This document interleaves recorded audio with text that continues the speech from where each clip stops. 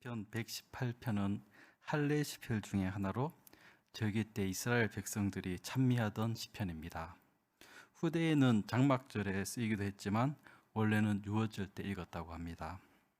유월절 식사하기 전에 시편 113편에서 116편을, 식사 후에 마지막에 117편과 118편을 찬미하였습니다. 마태복음에서 예수님께서 제자들과 유월절 만찬을 하신 후 찬미하고 감람산으로 나아가셨다고 적혀 있는데, 이때 찬미했던 시편이 117편과 118편이었을 것입니다. 118편은 복음서와 신약의 많은 부분에서 인용이 되었습니다. 노예 생활하던 애굽에서 구원하여 주심을 기억하면서 감사하던 찬양이고, 열방들이 대적을 하는데 큰 승리를 주심을 감사하는 찬양이고, 포로 생활에서 고향으로 돌아오게 하여 주심을 감사하던 찬양이고, 우리에게는 예수님을 보내주셔서 우리에게 부활의 소망을 주시름을 감사하는 찬양입니다. 이 시편을 묵상하면서 우리는 많은 것을 깨달을 수 있습니다. 먼저 하나님께서는 선하시며 인자하신 분입니다. 이 시편의 시작과 마지막은 동일합니다. 여호와께 감사하라, 저는 선하시며 그 인자하심이 영원함이로다. 마지막인 29절도 그는 선하시며 라고, 저와 그의 차이만 있지 동일합니다. 우리는 여호와 하나님께 감사해야 되는데, 왜냐하면 그분께서는 선하시면서 동시에 그 인자하심이 영원함이라는 것입니다. 이렇게 하나님의 선하심과 인자하심을 감사해야 된다는 것을 수미상관으로 강조를 하고 있습니다. 이 시편에서는 강조하는 부분을 3번씩 반복을 하고 있습니다. 2절에서 4절에서는 말하는 사람을 바꾸어 가면서 3번 그 인자하심이 영원하다고 하고 있습니다. 이스라엘은 말하고 있고, 아론의 집이 말하고 있고, 여호와를 경외하는 자가 말하고 있습니다.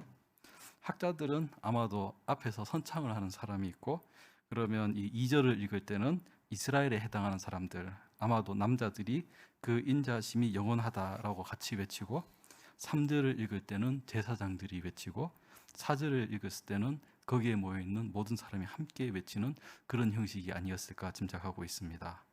그런데 1절하고 2절에서 4절이 다른 점이 있습니다. 2절에서 4절에서는 하나님의 선하심이 나오지 않고 인자하심이 영원하다만이 나오고 있습니다. 왜 이런 차이가 나타날까요? 하나님은 선하신 분이기 때문에 하나님의 백성이 잘못하고 있을 때는 경책하십니다. 때로는 그 경책이 몹시 힘들 수도 있습니다. 우리가 어떨 때는 둔해서 그렇게 하지 않으면 깨닫지 못하기 때문입니다. 하지만 하나님께서는 인자하신 분이시기 때문에 결국에는 구원하여 주시고 회복시켜 주십니다.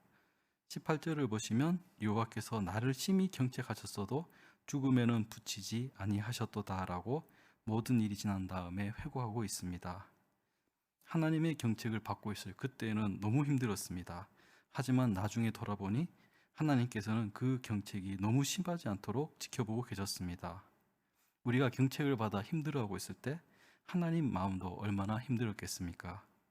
하지만 하나님께서는 선하신 분이기 때문에 우리를 깨우치기 위해 경책하시고, 또 인자하신 분이기 때문에 우리를 보호하여 주시고 인도하여 주시고 구원하여 주십니다. 그렇기 때문에 그동안의 힘든 시간을 돌아보면서 이스라엘은, 아론의 집은, 그리고 여호와를 경외하는 자는 하나님의 인자하심이 영원하다고 감사하는 것입니다. 두 번째로 하나님께서 역사하시는 것을 우리는 알아보고 깨달아야 합니다. 구약에서 하나님께서 하나님의 백성을 경책하시는 방법은 이방 민족을 사용하시는 것이었습니다. 10절에서 12절에도 열방이 대적이 되어 나를 에워쌌다, 적들이 우리를 포위했다는 것을 3번 반복하면서 강조하고 있습니다. 적은 숫자가 많고 강합니다. 이미 포위가 되었기 때문에 어떻게 할 수가 없습니다. 아무 희망이 보이지 않습니다. 그런데 여호와 하나님의 이름으로 저희를 끊으리로다가 3번 반복되면서 강조가 됩니다. 포위되어 있는데 돌파해서 뚫고 나오려고 마음을 단단하게 먹고 있는 것입니다. 이것은 우리의 힘이 아니라 하나님이 직접 역사하셨기 때문에 가능한 것입니다. 15, 16절에서 그것을 강조하고 있습니다. 의인의 장막에 기쁜 소리, 구원의 소리가 있으며 여호와의 오른손이 권능을 베푸시며 여호와의 오른손이 높이 들렸으며 여호와의 오른손이 권능을 베푸시는도다. 여호와의 오른손이 3번 반복이 됩니다. 이들이 열방을 물리친 것은 우연도 아니고 자신들의 능력도 아닙니다. 하나님께서 직접 개입하시고 역사했다는 고백입니다. 그렇기 때문에 17절에서 내가 죽지 않고 살아서 여호와의 행사를 선포하리로다라고 고백하게 되는 것입니다. 하나님께서 구원하여 주시지 않았으면 나는 죽을 수밖에 없었습니다. 그렇지만 살려주셨으니 이제 여호와의 행사를 선포하게 되는 것입니다. 이렇게 감사한데 그 자리에 가만히 머물러 있을 수가 없습니다. 그래서 19절 이후부터는 성전뜰에서 하나님께 예배 드리는 장면으로 넘어갑니다. 그리고 그 자리에서 중요한 구절이 나옵니다. 21절 주께서 내게 응답하시고 나의 구원이 되셨으니 내가 주께 감사하리이다. 건축자의 버린 돌이 집 모퉁이의 머릿돌이 되었나니 이는 여호와의 행하신 것이요 우리 눈에 기이한 바로다. 건축자는 알아보지 못하고 돌을 버리는데 여호와 하나님께서는 그 돌을 집 모퉁이의 머릿돌을 삼으십니다. 바벨론 포로 귀환 이후에 성전을 재건하던 과정에서 얻은 깨달음에서 비롯된 구절이라고 여겨집니다. 우리에게 익숙한 구절입니다. 예루살렘에서 대제사장들과 서기관들이 성전에서 가르치고 있는 예수님께 무슨 권세로 이런 일을 하느냐고 따졌습니다. 예수님께서 포도원 주인의 비유를 들려주시고 난 다음에 이 시편을 인용하셨습니다. 나중에 베드로가 사도행전 4장에서 이 예수는 너희 건축자들의 버린 돌로서 집 모퉁이의 머릿돌이 되었느니라라고 또 인용하였고 나중에 베드로 전서에서도 인용하였습니다. 건축자들이 알아보지 못하고 집을 바칠 모퉁이 돌을 버린 것처럼 예수님을 만나보고도 그분이 바로 우리의 구주시라는 것을 알아보지 못한 사람이 많았습니다. 예수님께서는 마태복음에서 그런 사람들에게 이렇게 말씀하셨습니다. 그러므로 내가 너희에게 이르노니 하나님의 나라를 너희는 빼앗기고 그 나라의 열매 맺는 백성이 받으리라. 이 돌 위에 떨어지는 자는 깨어지겠고 이 돌이 사람 위에 떨어지면 저를 가루로 만들어 흩으리라 하시니.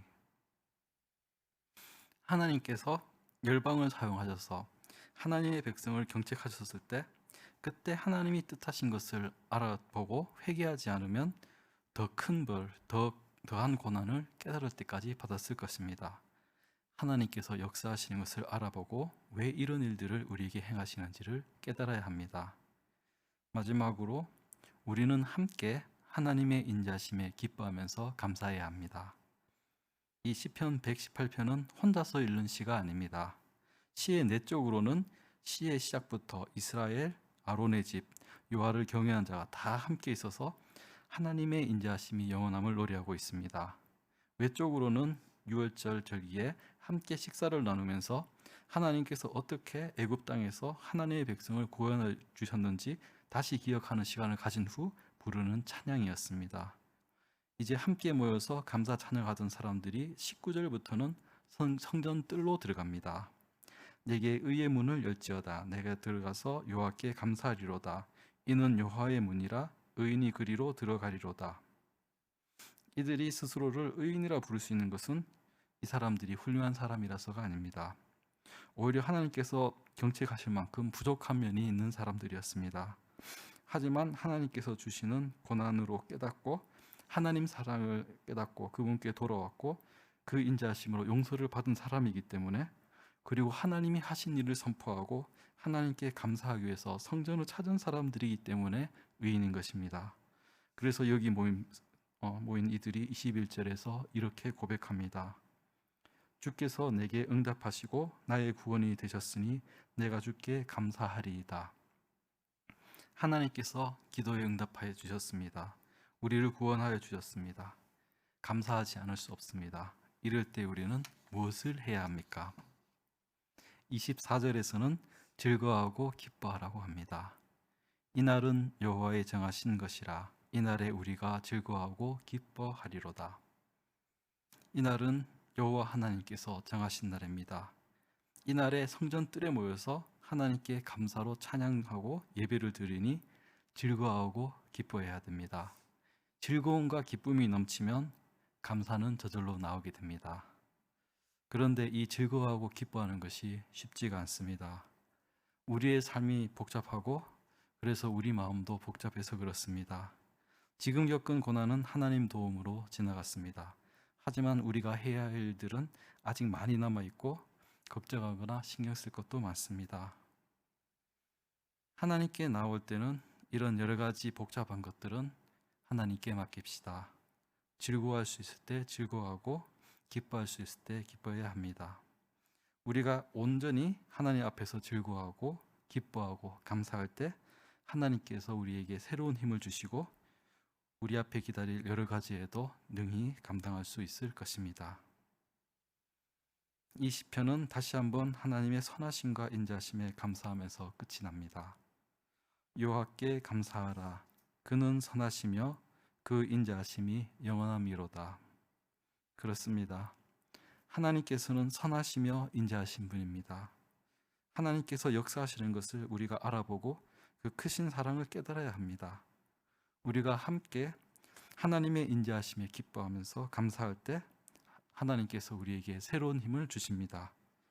주님이 주시는 힘으로 힘차게 인도하시는 대로 함께 행진해 나가는 우리가 되기를 바랍니다.